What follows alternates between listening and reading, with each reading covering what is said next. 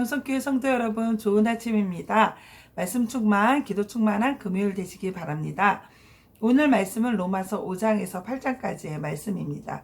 자, 5장은 그 앞전에서 계속적으로 믿음으로 의롭다 하심을 얻는다라는 진리의 말씀, 즉 이신칭의에 대해서 말하고 있는 그 이신칭의에 대해서 어떤 결과가 오는가, 성도들이 누리는 복이 무엇인가라는 것을 설명하고 있는 장입니다.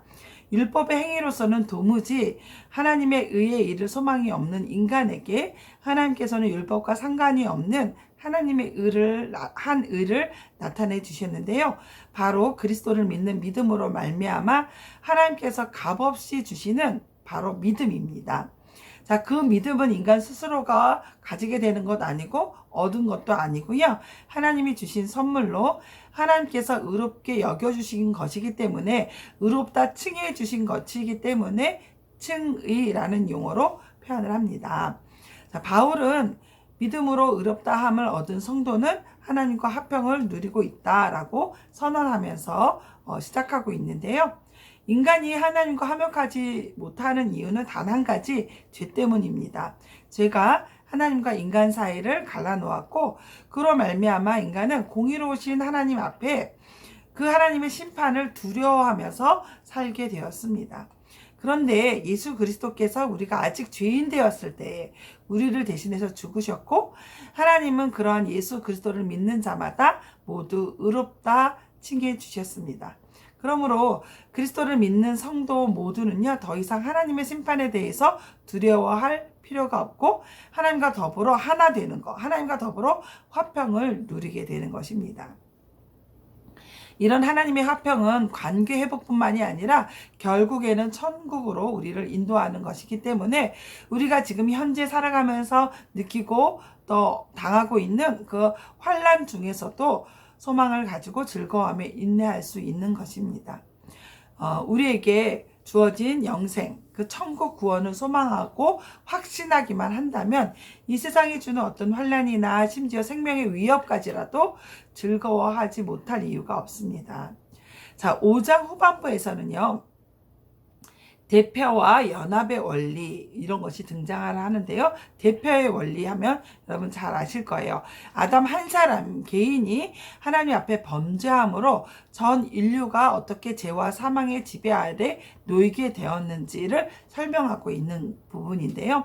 하나님은 태초에 인류의 조상인 아담과 선악을 알게 하는 나무의 열매를 먹지 말라는, 그것을 먹으면 반드시 죽게 된다라는 행위 언약을 맺으셨습니다. 그런데 아담이 그것을 어기게 되었죠. 이렇게 아담이 범죄했을 때 아담 한 사람만의 범죄가 아니라 모든 인류에게 죄와 사망이 들어오고, 또 죄와 사망이 왕노릇하게 된 것입니다. 이렇게 그 이후에 태어나는 모든 인간들은 그 아담과 연합하여서 그 죄를 계속적으로 이어받아 죄인으로 태어나게 된 것입니다.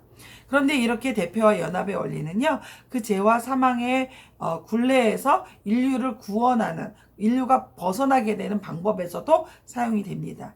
바로 성자이신 예수 그리스도가 이 땅에 성육신 하심으로써 둘째 아담, 곧 인류를 새로운 법적 대표가 되시는 예수 그리스도를 통해서 우리와 구속 언약, 은혜 언약을 체결해 주셨습니다.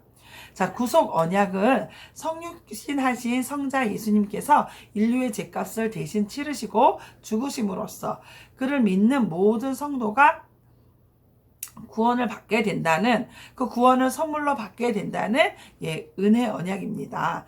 이렇게 해서 믿음으로 말미암아 예수 그리스도와 연합된 성도는 예수 그리스도의 의가 전가돼서 하나님께 의롭다 하심을 받고, 또 그리스도 안에서 생명의 왕 노릇 하게 되는 것입니다. 자, 6장부터 8장까지는요, 칭의 이후에 그 성도가 그리스도를 통해서 믿음으로 말미암아 의롭다 하심을 얻은 이후의 삶을 다루고 있는데요. 칭의란 예수 그리스도를 믿는 믿음을 보시고 의롭다 선언해 주시는 거잖아요. 그런데 하나님께서 땅 이렇게 선언을 하신 이후에 이제 우리 칭의를 받은 모든 성도들은요, 이제부터가 출발입니다. 그게 끝이 아니라, 칭의가 끝이 아니라 거기서부터 다시 출발을 하게 되는데요. 우리가 그런 칭의의 은혜를 받은 것은 비로소 하나님께서 원하시는 거룩한 삶을 살게 되는, 그 거룩한 삶의 방향으로 나아갈 수 있게 되었다라는 것을 말합니다. 그러니까 출발이 되는 셈이죠.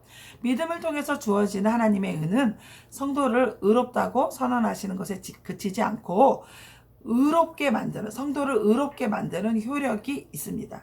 그 믿음으로 믿음에 이르게 하는 의가 성도의 삶에 작용하여서 하나님의 거룩한 성품을 반영하는 새로운 삶으로 이끌어준다라는 것입니다. 이처럼 믿음으로 의롭다 하심을 받은 성도가 하나님의 거룩함을 닮아가는 삶의 과정들, 이것을 신학적인 용어로 성화라고 합니다.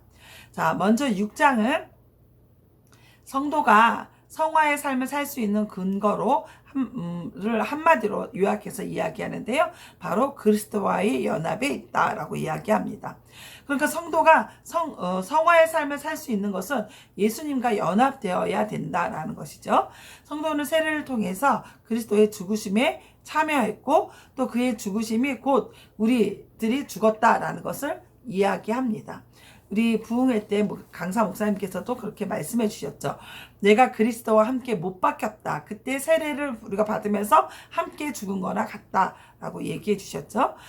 그래서 성도는요, 그리스도와 연합해서 우리 예수 믿기 전에 그 옛사람은 십자가에 죽은 것입니다. 그런데 그리스도와 연합되는 것은 이 죽음에만 해당되는 것이 아니라 부활에서도 연합한 자가 됩니다. 예수님께서 다시 사신 것처럼 예수님을 믿은 성도들, 예수님과 연합된 성도들 모두가 예수님처럼 다시 부활할 수 있다라는 것입니다. 그래서 구원받기 이전의 삶과는 완전한 새로운 차원의 삶을 살 수 있게 된다라는 것이죠. 그리스도인들은 죄에 대해서는 죽고 하나님에 대해서는 산 자로서 죄가 자신을 지배하도록 허용할 것이 아니라 몸의 지체를 의의 병기로 하나님께 드리는 새로운 삶을 살아야만 하는 것입니다. 그게 칭의에서 출발해서 쭉 하나님의 앞에 갈 때까지 성화의 과정으로 성화를 이루면서 살아가는 것입니다. 자, 7장에서는요. 성화의 새로운 삶을 살아가는 성도가 육신, 여기서 표현하는 육신은 예전의 삶이면서 죄의 본성을 말합니다. 그 죄의 본성과 싸우게 되는 실제적인 경험들을 율법의 관계를 통해서 제시하고 있습니다. 바울은 그리스도인들은 율법에 대해서 죽었으므로 율법이 우리를 정죄하는 것, 그런 모든 것에서 해방되었다라고 말하고 있습니다. 그리스도인들은 더 이상 율법의 조항에 얽매이지 아니하고 그것을 지키려고 애쓰는 옛날 방식, 그렇게 살지 않아도 된다. 마음에 새겨진 성령의 법을 따라 살아가는 새로운 방식으로 하나님을 섬기고 살아가야 된다라는 것을 이야기하고 있습니다. 그러니까 율법은 이제는 우리는 율법을 지키지 않아도 된다. 그 율법을 따라 살지 않아도 된다라는 말씀인데요. 그럼 율법은 하나도 소용이 없냐? 아닙니다. 율법의 기능은 죄를 깨닫게 하는 기능이죠. 율법 그 자체로서 거룩하고 선하고 신성한 것입니다. 그런데 그 율법은 우리를 정죄하고 죄가 있다라고 깨닫게 하는 일이지 우리를 구원하는 그런 기능을 하지 못하기 때문에 이제는 예수 그리스도의 믿음으로 말미암아 구원받은 우리는 다시 돌아가서 그 율법 조항들을 지키며 살아갈 필요가 없다라는 것이죠. 자, 그리스도인들은 스스로에게 선한 것이 전혀 없고 또 율법 아래에서는 절망밖에 없다는 것을 이 율법을 통해서 아는 것입니다. 그런데 이러한 절망과 탄식은 율법의 정죄, 구속으로부터 완벽하게 해방해 주신 예수 그리스도의 구속 사역으로 인해서 완전히 우리는 다른 삶을 살게 된다, 이 말씀입니다. 자, 제8장에서는요. 바울은 성화의 방향으로 나아가는 성도들의 삶에 있어서 성령의 역할이 어떤 것인가 라는 것을 보여줍니다. 우리가 성화의 삶을 살아가려면 하나님께서 원하시는 삶의 방향으로 이제 살아가기로 결정했다면 성령 하나님께서 우리를 도와주신다라는 성령의 역할에 대해서 8장에 기록하고 있습니다. 성령은 육신으로는 도무지 율법의 요구를 이룰 수 없다라고 이야기하고 계십니다. 그래서 연약한 인간의 한계를 아시는 하나님께서는 이 율법의 요구를 이룰 수 있는 한 방법을 제시하였는데 그것은 바로 성령 하나님, 성령을 쫓아 살아가는 것입니다. 그리스도인들은 성령을 쫓아서 살아갈 때 연약한 성도들을 도와서 그 인격 중심에서 율법이 명하는 바를 이루는 삶으로 성령 하나님께서 인도하시기 때문에 우리는 성령 하나님을 쫓아서 살아야 된다라는 거죠. 우리가 하나님의 말씀을 따라 살려고 노력할 때 우리의 힘으로 노력해야지, 내가 힘써야지 된다고 되는 것이 아니죠. 그러나 성령 하나님께서 우리를 계속적으로 도와주고 계시고 말할 수 없는 탄식으로 함께 기도하고 계시고 우리를 정말 성령 하나님께서 기뻐하신 길로 인도하시기 때문에 이 모든 것이 가능하다라는 것입니다. 우리가 미래에 대해 나타날 영광을 에 대한 소망이 있습니다. 그럼에도 불구하고 지금 현재의 고난으로 인해서 우리가 때때로 탄식하고 힘들 때가 있죠. 그런데 성도는 이 성도의 소망이 이루어지기까지 우리의 이런 연약함들, 정말 이 현재의 힘든 일 때문에 고난받고 또 어려워하는 마음들, 이런 것들을 다 도와주고 계신다는 거죠. 하나님의 뜻을 따라 성도를 위해서 중보기도 하고 계신다는 거예요. 성도를 위해 간구하시는 성령의 생각을 하나님께서 분명히 아시기 때문에 우리 그 성령 하나님의 기도를 응답하시고 또 성도들이 모든 것을 합력하여 선을 이루는 방향으로 인도하고 계시는 것입니다. 그리스도의 형상을 본받도록 하기 위해서 성도들을 택하시고 구속하시고 또 우리를 완벽한 하나님의 자녀로 삼으시기 위해서 거룩한 삶을 살아가게 하기 위해서 지금도 일하고 계시고 역사하시고 다스리고 계십니다.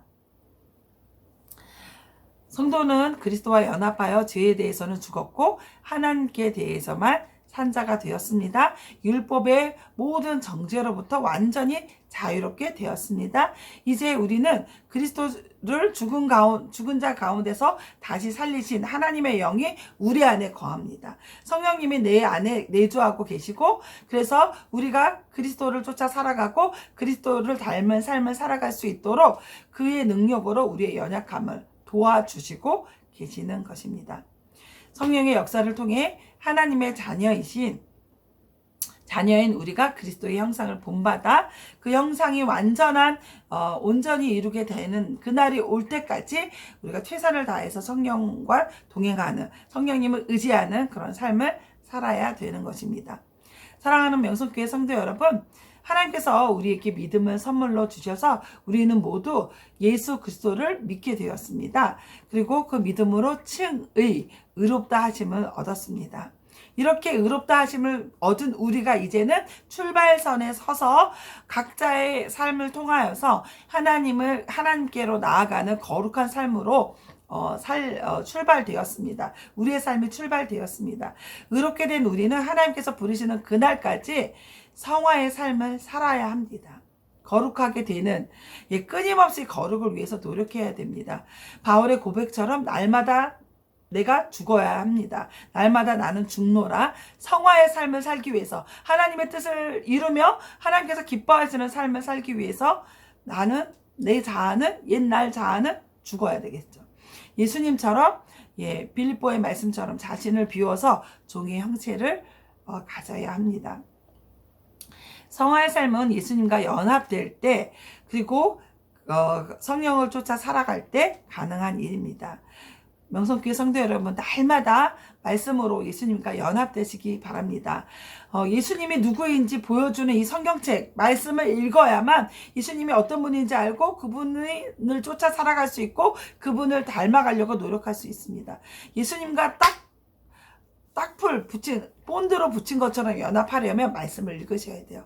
날마다 말씀을 읽으시고 그리고 성령 충만, 우리가 성령님이 나를 다스릴 수 있도록 내 삶을 내어드리는 기도를 하나님 앞에 날마다 드리시기 바랍니다. 말씀과 기도로 거룩하여지는 저와 여러분 되시기 바랍니다. 말씀 충전으로 승리해요.